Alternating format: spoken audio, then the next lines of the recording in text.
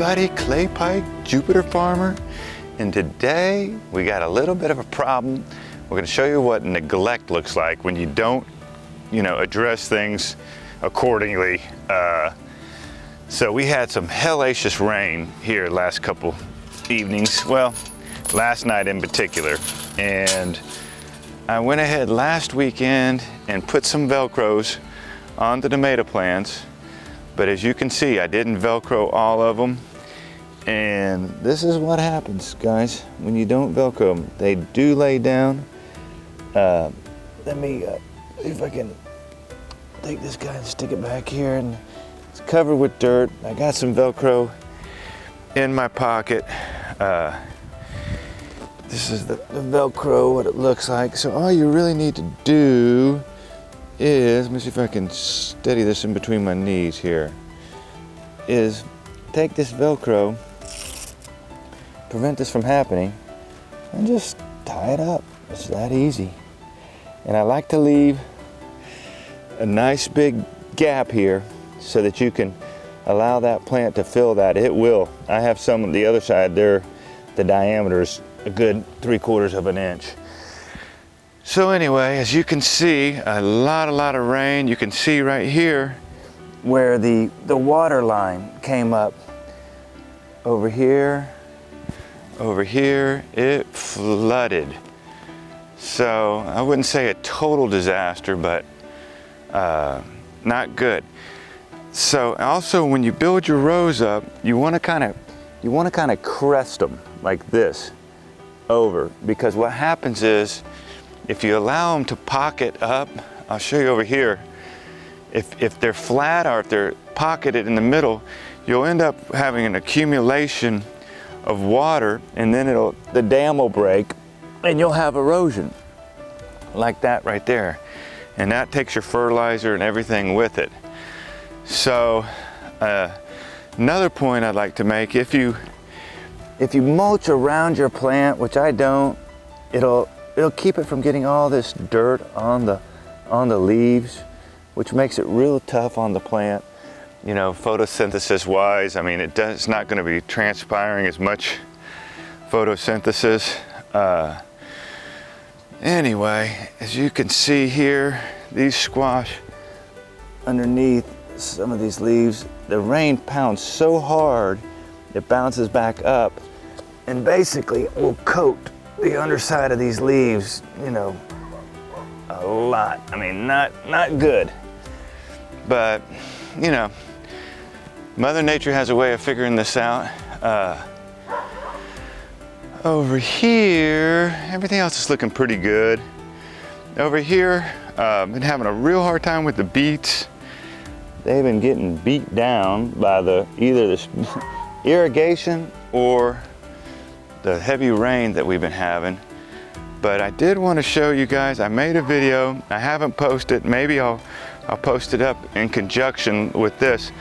Last week I tried the Lambert's peat moss in the rows, and it worked really well. So that might be how I start these things from here on out. Just take a thin layer of peat across and put those seeds in there. And as you can see here, this is really wet, guys. Slipping and sliding in this muck. Oh, boy, that'd be funny. Funniest home video is me going down. But anyway, a little bit of a deluge last night.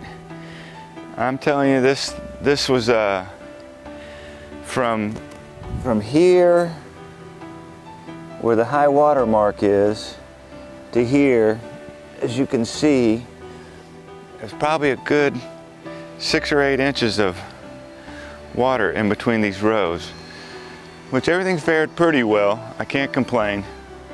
It's not terrible. But one other thing I wanted to show you guys, we'll go over here real quick, is last year I had the hardest time with my little teeny sproutlings of broccolis. I'd come in and there'd be decapitated broccolis everywhere. And I came out one evening late with a little flashlight and saw the smallest little baby rabbit that was squeezing in between these, what I would do is I'd double them up like this.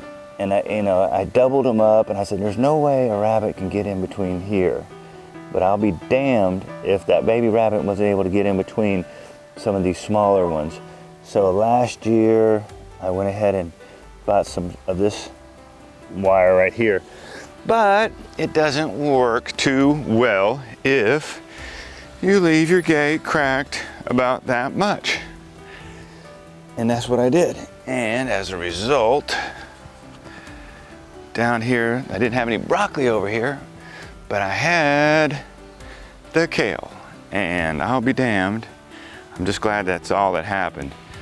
If we didn't get like munched on right there, that guy got totally destroyed, which is a little bit of a bummer because now my symmetry of my bed will be a little bit out because I like it to be full to get that shade, you know, to keep the weeds down.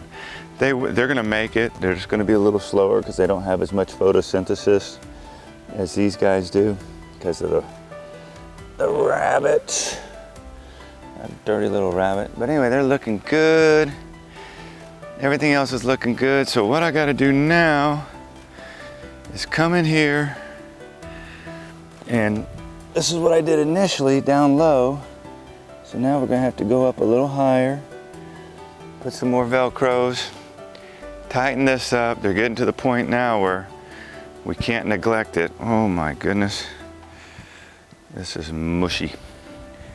This guy right here needs to be stood up and Velcroed. They'll straighten back out. They're hooked right now, but that'll all straighten out in time. All right, guys, well, that was I won't call it a disaster, but I'll call it neglect. And it could have been a lot worse. But that's another good reason to build up your rows. And so if it does rain, all your fertilizer and everything doesn't float away, kind of crest those mounds up and so it doesn't create a little pocket of water and get that little, rush of water running down your fertilizer. Anyway, a little update, Clay Pike, Jupiter Farmer, thanks for watching.